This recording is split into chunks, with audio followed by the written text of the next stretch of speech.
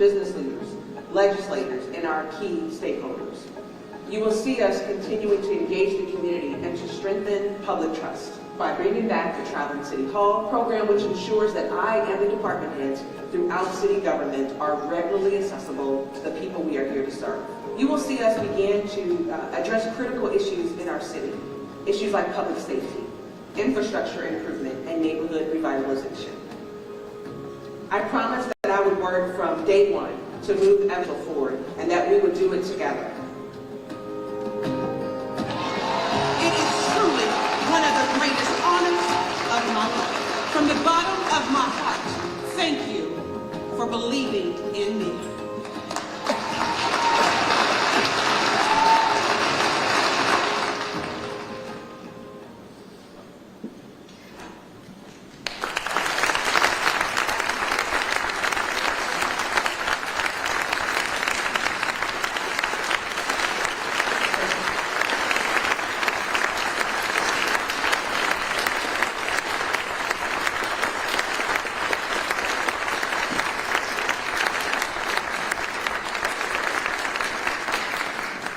In many ways, it's hard to believe it's been 100 days since I stood on the stage at Bosse High School and took the oath to become Evansville's 35th mayor. In many other ways, it's hard to believe it's only been 100 days. Good afternoon. It is a pleasure to be with you today to present my first State of the City address. And I'm grateful to the Rotary Club of Evansville for this opportunity and for your willingness to make this an event available for all to attend. Thank you to the U of E's Department of Theater, Brenna Waters, Lillian Carlson, Bailey Crawford, and Lindsay Purr. I couldn't have done it any better. So thank you, ladies. I also want to recognize Hadley Comer, who will be painting the vision this afternoon.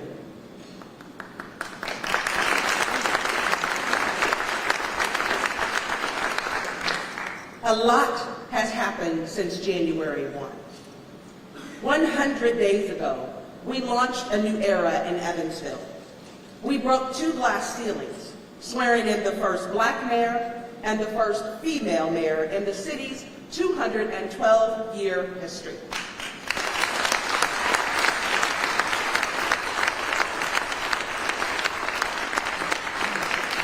The energy, the enthusiasm, the hope that I felt that day has carried us through these first 100 days as we've finished assembling our team and gone right to work moving Evansville forward.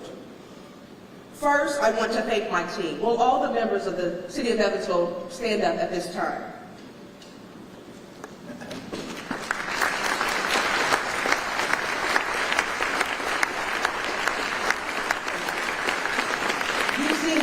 And just this last week, our first storm came through, and on yesterday, I would say it was pretty smooth in the city of Evansville with the solar eclipse, and it's thanks to many of these men and women right here today.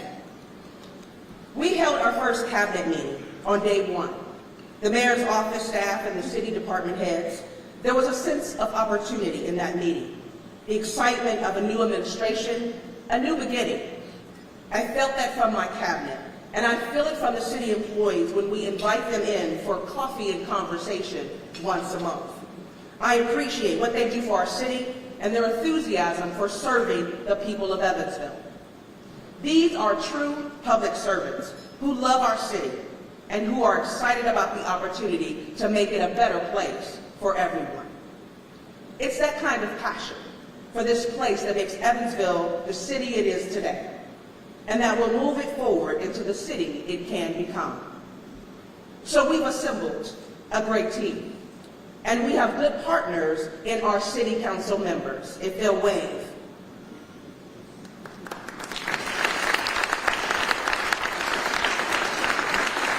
But one of the best partners I have is in my husband, Marcus, who reminds me every day to be great.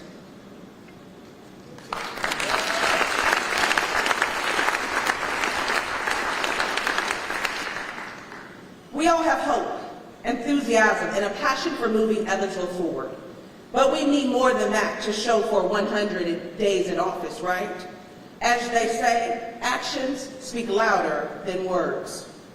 Don't worry, we have it. Does everyone remember this? I said in my inauguration that I knew I was going to be held to a higher standard, and I knew you were going to be watching. And I told you I was ready. I told you I was going to make sure Evansville is a city that works for everyone. And I knew you were going to hold me accountable for that. I knew I was going to hold myself accountable too. That's why this document, our 100-day roadmap, was ambitious. It was specific, and it was measurable. So everyone could see we did what we said we would do. Connected with local, state, and national leaders, established an interfaith council, engaged the community to strengthen public trust and confidence in our team. We did what we said we would do. Today, I will share the details of what was in that plan and what we've accomplished in these first 100 days. But I think it's important to note that the 100-day roadmap is just the introduction. It's the opening chapter. Because the other thing that happened in these first 100 days was that we learned more about the state of our city. We learned more about the challenges facing us. And we learned more about the opportunities in front of us. And we learned more about what it will take to overcome these challenges. The rest of the story is what the next 1,360 days are all about. So as we stand or sit in some cases, what is the state of our city? I think Evansville is a city with great things going for it and with greater potential. How do we reach that potential? It starts by acknowledging the challenges that are in our way. Challenges like funding, which I'm going to stick a pin in and come back to later. Challenges like public transportation, where our METS bus system is constantly working to find enough drivers to cover its full set of routes. In spite of that, the system has carried more than 132 fixed route rides in the first 2 months of 2024. We also face challenges in infrastructure. Let's face it, some of it's in disrepair. Our water filtration plant is more than 100 years old. It needs to be updated, and significant portions of it need to be replaced. But that comes at a cost. Last week, the average Evansville resident saw their water bill go up $3 per month. That increase was set in 2022, and it will be followed by 2 more that were set at the same time. I know that's hard for some Evansville residents who are already hurting from the high costs of utilities. I want you to know that I hear your concerns, and I was proud to echo them at the February Indiana Utility Regulatory Commission hearing on CenterPoint's rate increase. Unfortunately, some increases are necessary for maintaining our quality of life. And I can't think of many things more basic and necessary to having a strong quality of life in a city than clean, healthy drinking water. A new water filtration plant is critical to continuing to have that into the future. That's why we're moving forward with plans to update and upgrade the plant. Construction is expected to begin at the end of this year, with the goal of bringing the plant online in 2028. But it's also why we're looking for options to expand assistance programs for those who are struggling. Another significant infrastructure challenge in these first 100 days has been our pools. We had to close Harkey Pool in February and Helfrich Pool last month due to safety concerns, leaving 3 out of our 6 public pools closed this summer. Despite these difficult decisions, we're addressing the challenges head-on by creating an aquatics plan. This plan will explore options such as building new pools or splash pads and gathering cost estimates and community input. Meanwhile, we're increasing swimming hours like free at Lorraine Park 7 days a week and adding programming like free swimming lessons. So I commend our Department of Parks and Recreation for their efforts in maintaining and expanding opportunities despite these challenges. This proactive approach demonstrates our commitment to moving Evansville forward. When we saw another example of creative problem solving in Jacobsville this winter, because if you're going to talk about infrastructure challenges, we have to talk about our city's roads and sidewalks. In the first quarter of this year, our street maintenance department patched 3,638 potholes, almost 50 per day. That's one of the topics we hear about a lot, the potholes and the overall condition of our roads, which is not about the effort being put in by our city employees, because they're doing their job. Because if you need more evidence than that, than patching 50 holes per day, how about all the orange barrels all throughout our community right now? We're working on our roads, yet we lack the resources to do more. And that's another challenge we need to face. That's why I want to call out our creative thinking. They got about 1,200 square feet of new sidewalks in Jacobsville. But instead of telling you what was unique and creative about it, I'd like to show you. We're standing here at North Main in Michigan with City Engineer Mike Revicki. Mike, tell us a little bit about what we meant to accomplish here.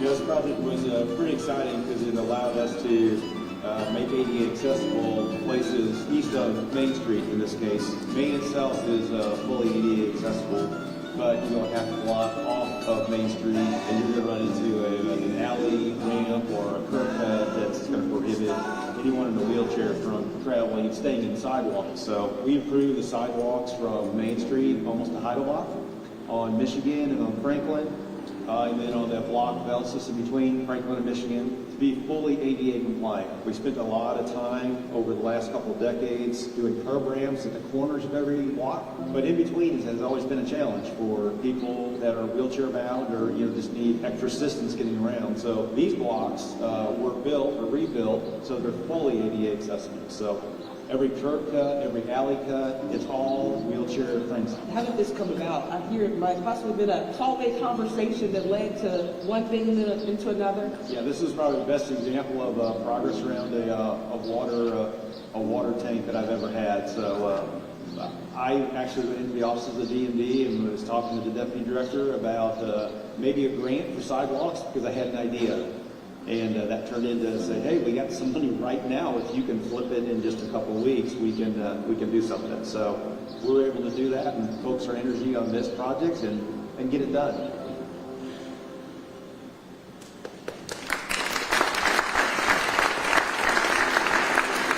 We're standing here at North Main in Michigan with City Engineer Mike Revicki. Mike, tell. After the success of that project, we now are looking at how this can be used as a template for funding future sidewalk projects in the city. This is how we will overcome the challenges facing our city, how we will realize Evansville's potential. We'll recognize and acknowledge our obstacles. We will get creative to overcome them, and then we'll be transparent about it.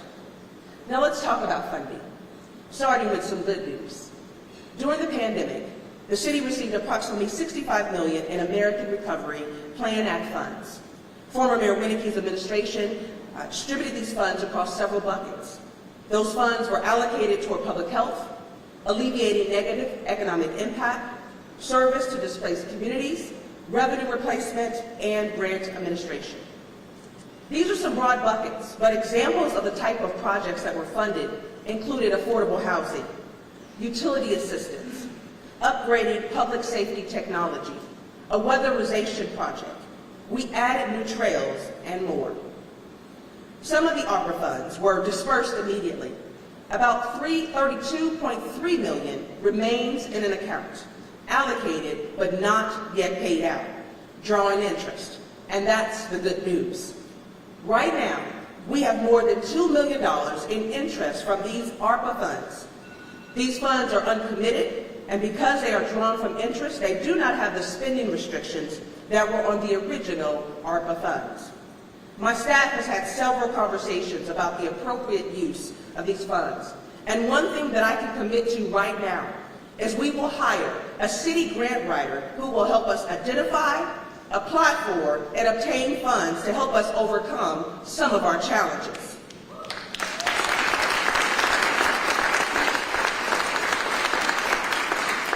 I will also request this year we make a $250,000 allocation from the ARPA interest to the Affordable Housing Trust Fund, with the goal of increasing our community's affordable housing initiatives.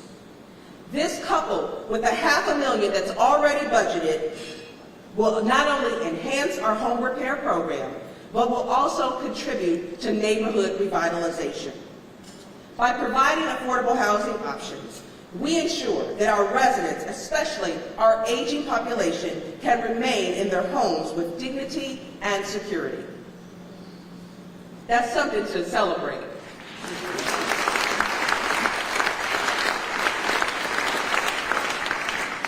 Neighborhoods are the cornerstones of our community, the places where people live, where they play, where they raise their children. Neighborhoods are the center of our lives, and collectively, they make up the heart of our community. Without thriving neighborhoods, we cannot have a thriving city. In the past few years, we have seen some great things happening in our neighborhoods. We've seen Haney's Corner transform into an arts district. We've seen the Franklin Street corridor completely revitalized. More recently, we've seen strides in the Jacobsville neighborhood. In fact, this January, I cut my first ribbon as mayor on the new front door to Jacobsville when they raised the arch at the head of North Main Street. Our challenge now is to bring that same energy to other neighborhoods across the city. One piece of that is the one I hope to impact with those ARPA funds, ensuring that all of our neighborhoods, and especially the children and families who live there, have access to enough stable, affordable housing. And we already are making strides in this area. Right now, we have 81 newly constructed affordable rental units either completed or underway. We also have rehabilitated 46 others. Additionally, there are 10 new renovated owner-occupied units. This totals to 127 newly constructed or rehabilitated affordable housing units.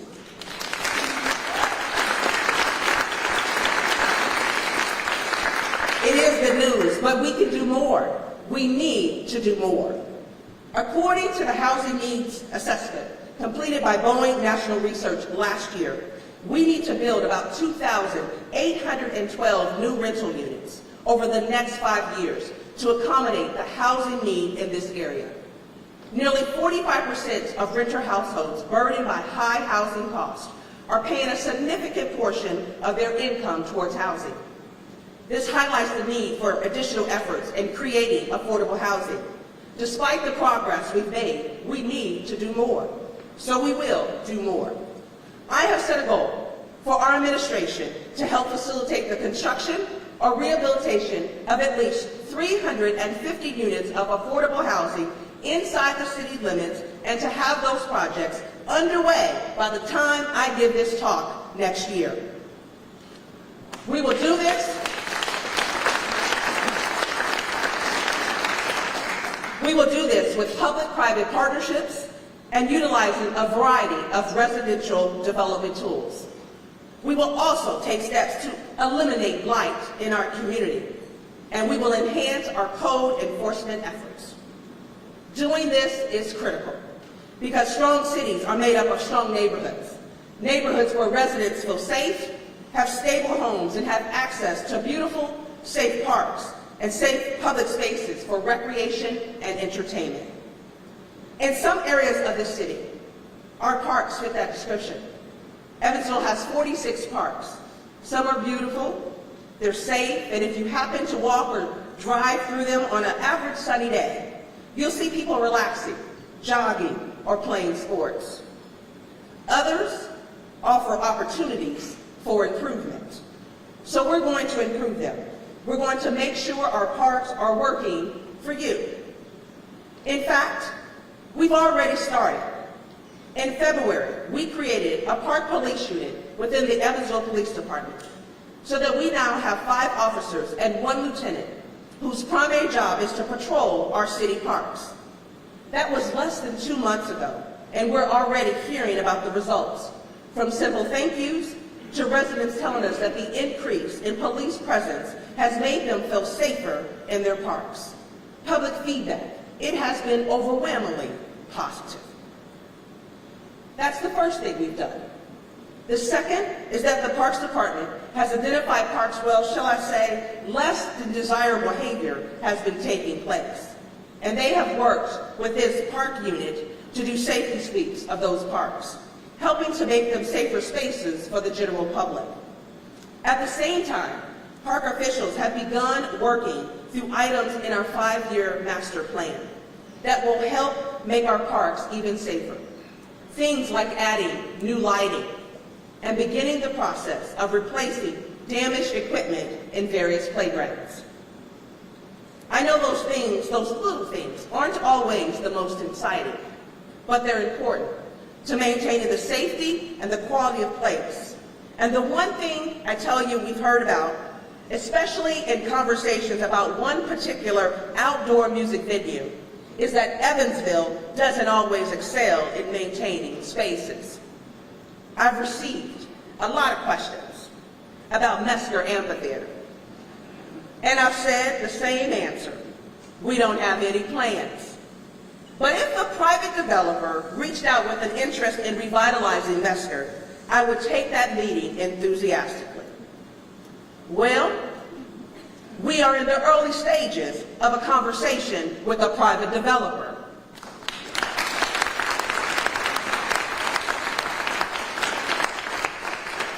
We are discussing the feasibility and extent of what can be done to revitalize Mesker Amphitheater.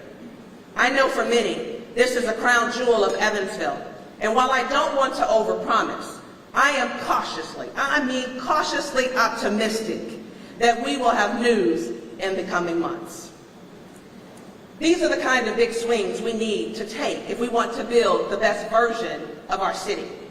An Evansville that is vibrant, an Evansville that is exciting, and of course, an Evansville that is safe. I keep using the word safe, and I keep using it because if we want to reach the potential that I talked about at the beginning of this presentation, public safety has to continue to be a top priority of my administration, and it is. Recently, we had a few big wins in this area.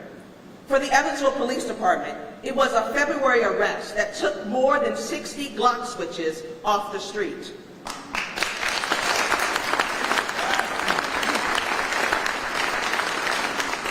For those who don't know what Glock switches are, these are devices added to handguns to turn them into automatic weapons, making these weapons significantly more deadly. Every resident owes a debt of gratitude to the officers who removed these from our streets.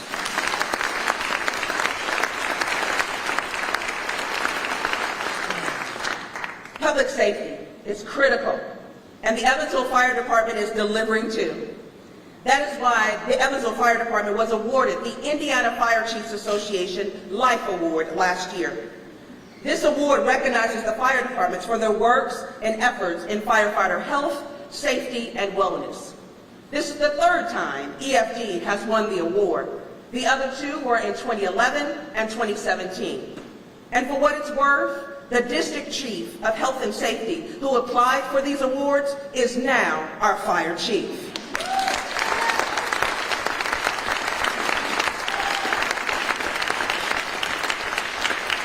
I tell you, I'm confident in the leadership of the men and women who serve us every day at both the police and fire departments.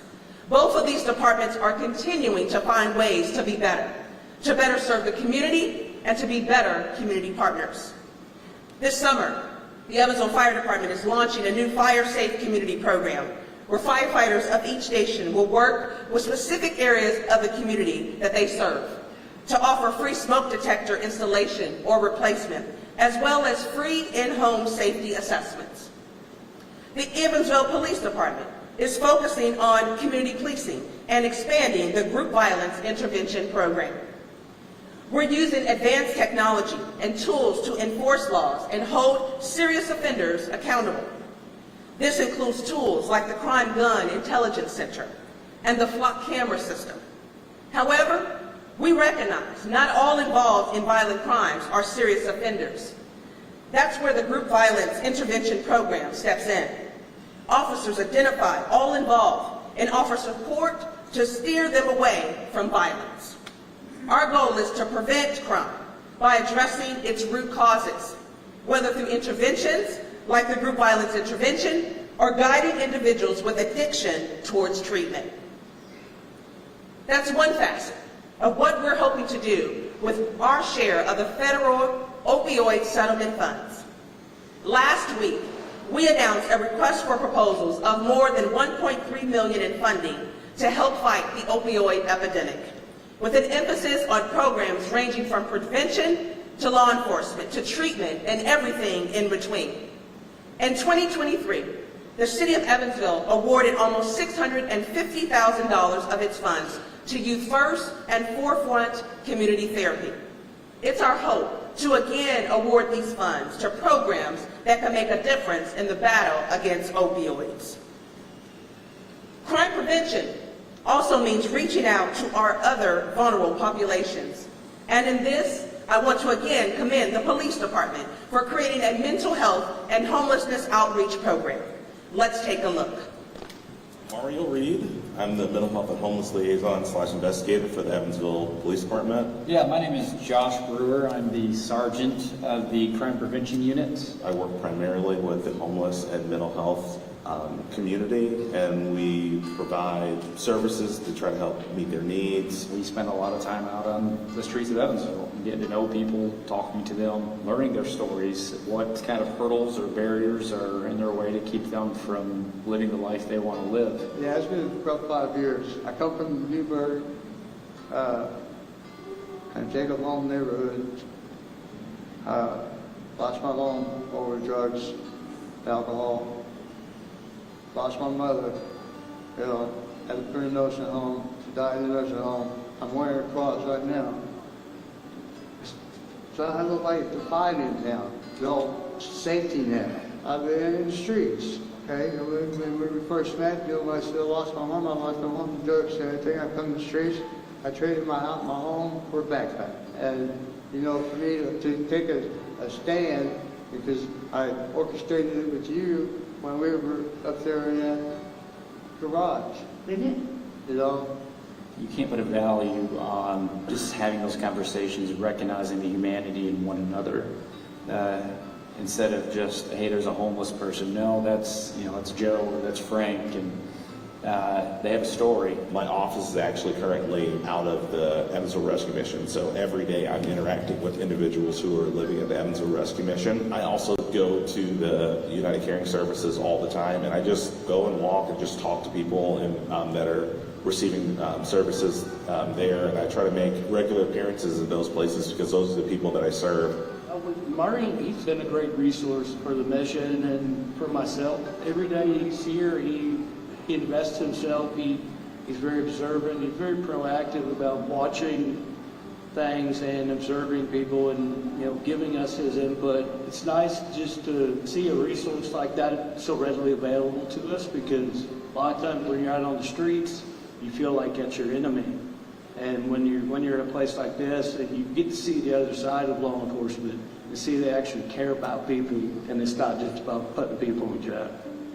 We started with our homeless outreach program back in January of 2019. We went down to Sarasota, Florida, learned from them, also up to Indianapolis, and made a hybrid of their two programs and brought it to Evansville. So one of the main things that we do, we use what we've coined as the E-Cubed initiative. Education, encouragement, and enforcement. And we probably spend about 80% of our time in that education and encouragement realm. During this education phase, we work collaboratively to educate them on the services that may be available. We're able to come up with action steps that need to be taken place to help that individual meet their needs. It may take many contacts with the individual to get them moving in the right direction. We just come alongside them and encourage them to continue to follow up. If we see some of the behaviors maybe returning, encouraging them to say, hey, touch base with your therapist, touch base with your doctor. Maybe there's a medication change that needs to happen.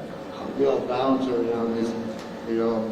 they just kind of, had the shoulders that beat me up. Yes, I do see a big impact because every month we are working with new individuals that before everyone would just hang their head and say, there's nothing we can do for this individual. We've been able to, one, improve the partnerships and relationships of the Evansville Police Department with many social service agencies in our community. I know we've been able to house people that probably would not have been housed if we weren't able to all be involved in working together. But you told me what you wanted to do, right? You said... And we're on that same page right to this very minute. Like you're still working the plan, right? You're still working the plan. I'm still working the plan this year. And I'm proud of my EPD. Well, I'm proud of you and all the work that you did. Because we can make all the plans, we can do all the things that we want, but if you don't do the work that you have on your side, it doesn't matter what we do. We have several people that, through this process and working collaboratively, are functioning at the best level that they can, but they're housed and stable. I have an example of a gentleman that had frequent interactions with the police, and he was homeless and dealing with substance abuse and mental illness, and now he's been housed for over 3 years and has had no negative police interactions in that entire time, which really speaks to the benefit of this program and what we can accomplish when we all work together.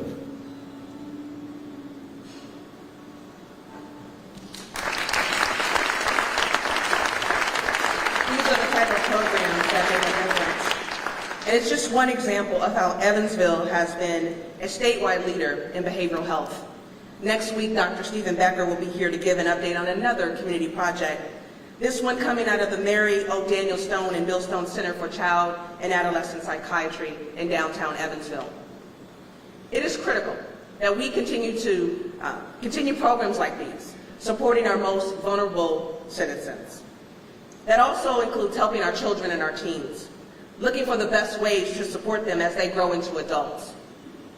That doesn't mean us getting into their curriculum at school, but it does mean helping ensure that they have the wraparound support they need to succeed.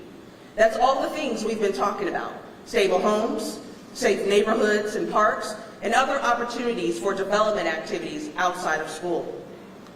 Plans are underway, and this summer we're launching a Safe Summer initiative to provide exciting opportunities for our community youth. The police department will host Friday movie nights in the parks. Additionally, our Department of Parks and Rec will have open jam sessions at the C.K. Newsom Center, a Splash into Summer remix program, and Field Trip Fridays for youth. This initiative will kick off in May with a summer activities fair where parents and children can explore various summer camps, programs, and volunteer opportunities in one convenient location. So stay tuned for more information coming on that. But we need to ensure our kids have a safe and enjoyable summer vacation. And that's just the start, because we all know that summer isn't the only time we need to support our children. Evansville needs to work for them every day to ensure every day they have a safe, vibrant environment where they can live, learn, and thrive. As part of that effort, I recently convened the first meeting of the Mayor's Education Roundtable, a group of educators, business leaders, nonprofit professionals, and community stakeholders who are coming together to address local educational and youth development needs. Our collective aim is to craft a comprehensive, citywide youth master plan, laying the groundwork for enhancing the lives of all youth. We're also engaging local youth directly in this effort with the creation of a Youth Advisory Council. This group will be comprised of one member from each City Council ward, nominated by our City Council members, and 3 at-large members selected through an application process. This group will advise my administration about the issues that matter most to them and engage with us about how to face the challenges confronting them as children. It's a cliche to say, the children are our future. but these children are the future of our city. It's critical that we offer them the opportunities and the support that they need to succeed from cradle to career. I remember the days as a middle and high schooler. Even beyond my school activities, I had safe options for fun. Carver Ridley Rollerdrome on Bell Mead, the New Hope Baptist Church Carnival on Lincoln Avenue every summer, and numerous activities at the C.K. Newsom Center, and teen dances at the Victory. Engaging our youth, it also means moving Evansville forward in a way that excites them. Building a better Evansville where our young people want to live, where they can get a good job, where they will choose to raise their family. To do that, we need to ensure Evansville is a place that cares about what they care about. And today, more and more young people are concerned about our environment. As a city, that's an area where we can step up, and we've already started. In our first 100 days, we renamed the Evansville Environmental Protection Agency to the Evansville Climate Collaborative. Through the City Department, we are on our way to recognition. Actually, just 2 hours ago, we received that recognition as a clean community, a state certification program by the Indiana Department of Environmental Management that recognizes cities that are proactive in taking environmental sustainability actions.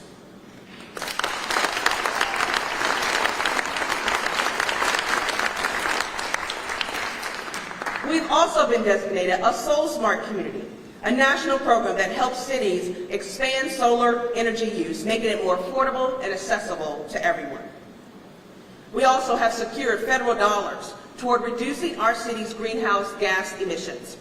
We've partnered with Leadership Everyone to launch a citizen engagement group called Community Voices for Climate Action.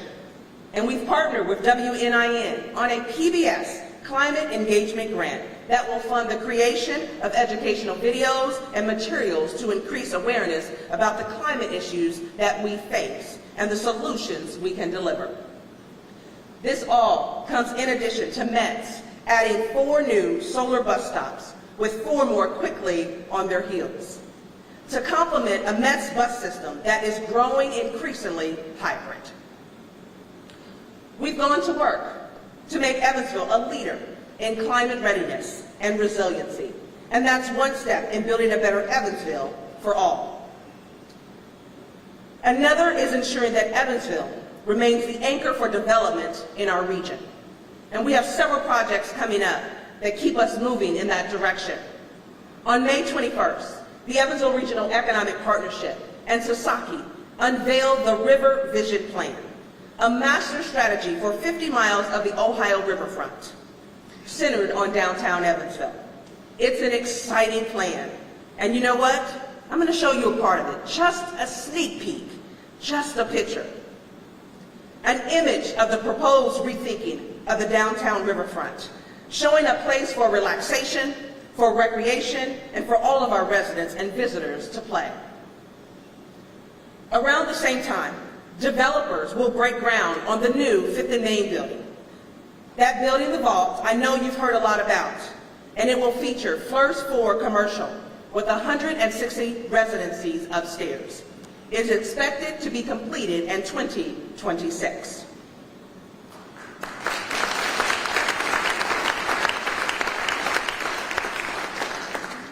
Then later this summer, NDOT will break ground on Section 3 of I-69 Ohio River Crossing Project, which will continue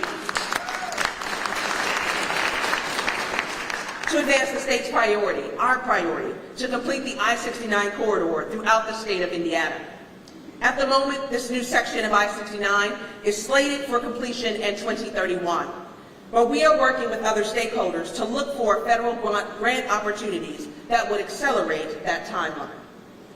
Because we need strong connections to the rest of the state, we also need strong connections around the country.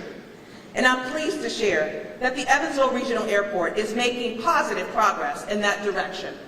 Recently, they have announced several routes to Florida, including Breeze Airways service to Orlando, Allegiant flights to St. Pete and Clearwater, and flights to Destin. They have seen American Airlines seat capacities return near pre-pandemic levels, thanks to increased aircraft sizes and more frequent flights to Charlotte and Dallas-Fort Worth.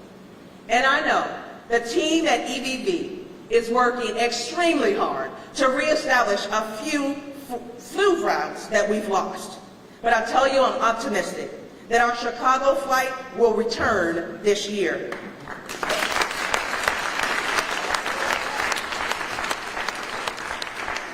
But guess what? That's why it's up to us to fly EVV first in order to keep these flights.